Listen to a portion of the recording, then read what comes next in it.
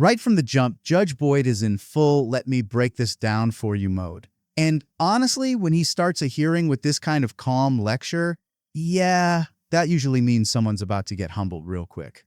If I were standing in front of Judge Boyd right now, I'd be sweating before he even finishes saying, all right. Judge, before we get started, Judge, we were originally set for a motion to reduce his bond on the family law case, but he has filed motions to dismiss me as counsel on his cases. All right, are you retained or appointed? Appointed. All right.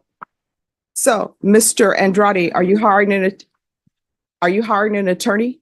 Well, if I get out, I will. I'm sorry, what? If I get out, I will. All right, so we're at the point now where this is your attorney.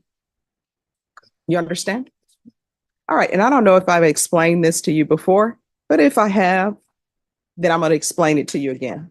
And I want you to internalize what I'm saying, all right? So, this is me. You can tell Judge Boyd has given this speech way too many times. The patience is there, but barely. And he's making a point most defendants don't want to hear. You don't get to blame your lawyer for every bad offer the state throws at you. According to courtroom observers, moments like this are where Boyd shifts into reality check mode. And he's definitely doing that here. Coming from my background in the legal field, I've been a defense attorney, I've been a prosecutor. And when I would have clients, and I was a defense attorney for well over 20 years, when I would have clients that I was appointed to their cases, sometimes they would get upset with me. And you know what they would get upset about? They would say, well, I want you to come see me at the jail every day. And I would tell them, look, you have a choice. I can see you at the jail every single day and not work on your case, or I can see you the way I've been seeing you, which I would always see my clients on a Saturday or Sunday. And I would see them once a week or sometimes once every 2 weeks to let them know nothing's happening with your case. I want to let you know that I still know that you're here, right? I would go to the state after reviewing the file, after talking to my client. Of course, I would always ask the state to dismiss the case, and the state would sometimes say, I'm not dismissing this case. Okay, what offer are you willing to make? And the state would make an offer. I would go to my client. I would say, this is the offer that the state has made. Then sometimes my client would get upset and say, you're doing a horrible job as my attorney. This offer is horrible. And I would tell them, look, I can't force the state to make you an offer that you want. But if there's an offer you would like me to take back to them, I will. That's called a counter offer. Sometimes I would take that offer back to them. The state would say, we're not doing this. The only thing we're doing is the offer that we've given you, right?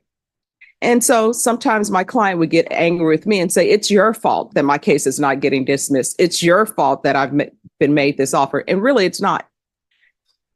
You can be upset by the offer, but your attorney can only present to you the offer that the state has made. The state can make an offer. You can think that offer is ridiculous.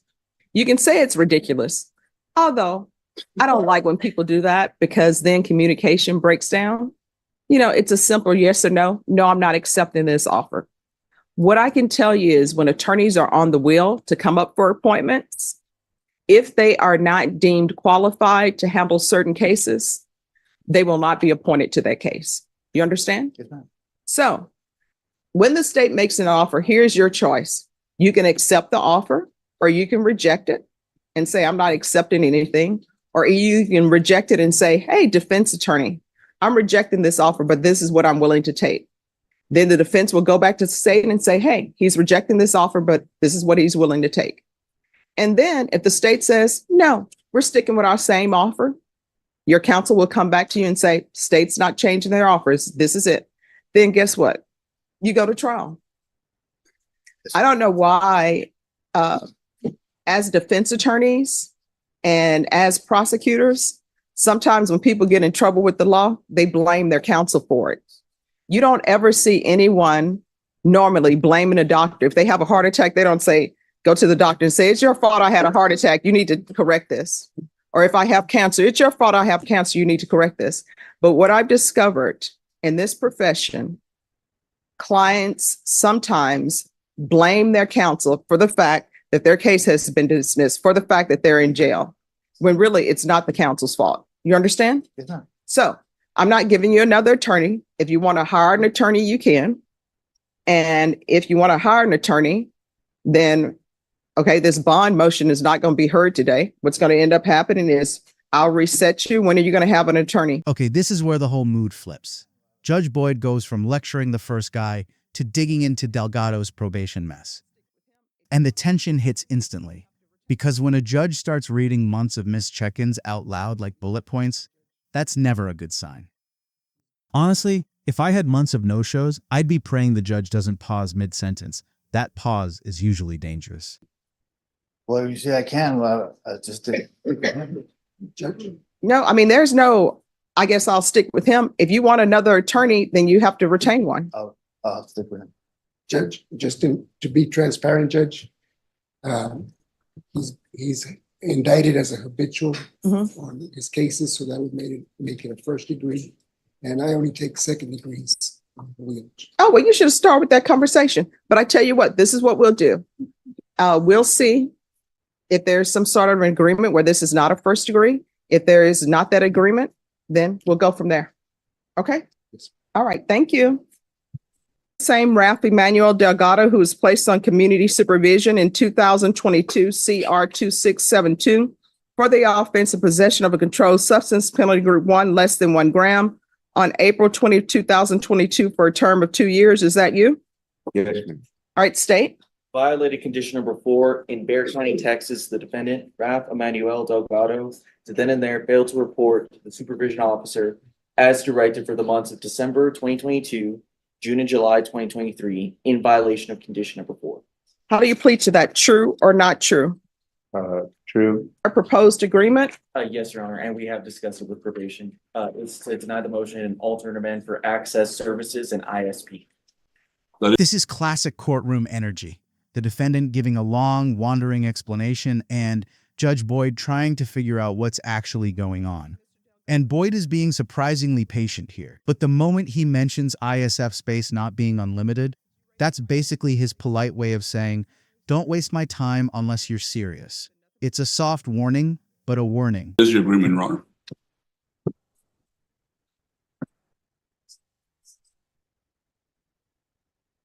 All right, Mr. Delgado, are you asking the court to follow that agreement? Yes, ma'am. Are you waiving your right to appeal?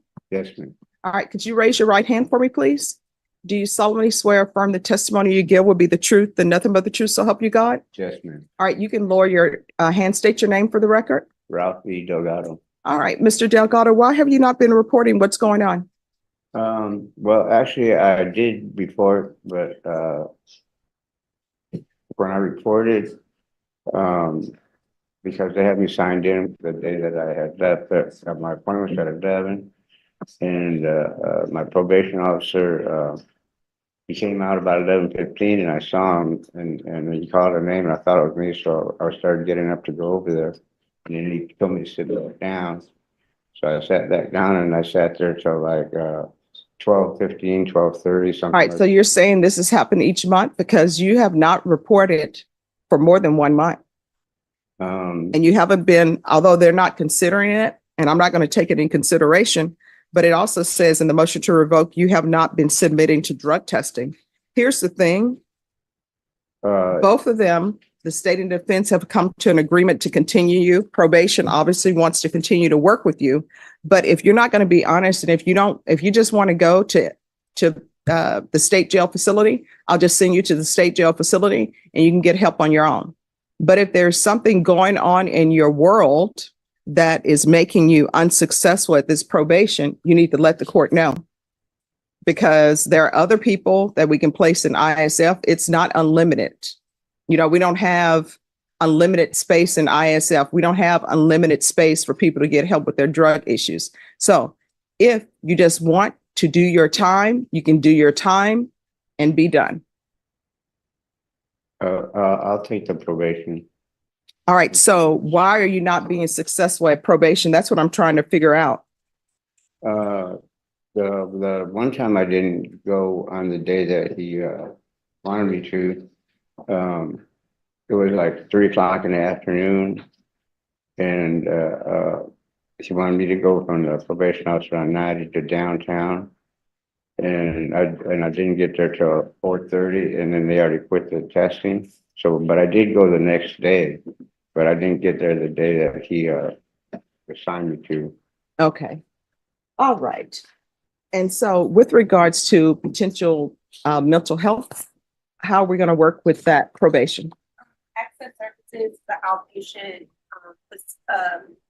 outpatient treatment with the Center for Healthcare Services that provides case management for all mental health services. All right. How Whether long? or not you have insurance.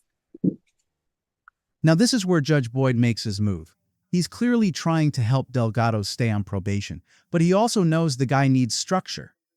A 2-week county jail sanction might sound harsh, but in Boyd's courtroom, this is what he does when he's giving someone one last shot. Honestly, this is one of those tough love decisions he's known for. All right. Let me ask you this. How long will it take for them to? And just like that, Judge Boyd wraps it up. Firm, fair, and straight to the point. No drama, no yelling, just a clean decision that sets Delgado up for another chance. It's moments like this that show why so many courtroom followers say Judge Boyd mixes accountability with compassion better than most. Set him up with that. To be completely honest, I don't have a time frame. We have to send over the referral. This is something new that's been brought to our attention. But my understanding has been great success. All right. So then this is what we will do then. I don't think, oh, and you sent the email. Thank you so much, Bashan. All right. So then this is what I want to do. I'm going to deny the motion.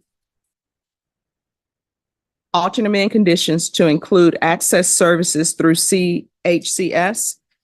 And instead of going to state ISF, I'm going to do a jail sanction for him. And we can set up the access. Can we do that? We didn't ask for state ISF. We asked for that ISP program, which is Ah, high risk. Okay. High risk, so that we can check on him more. How often will you be checking on him with that? At least 1 to 2 times a month. All right. He'll check in more often and we'll go into his home more often. All right.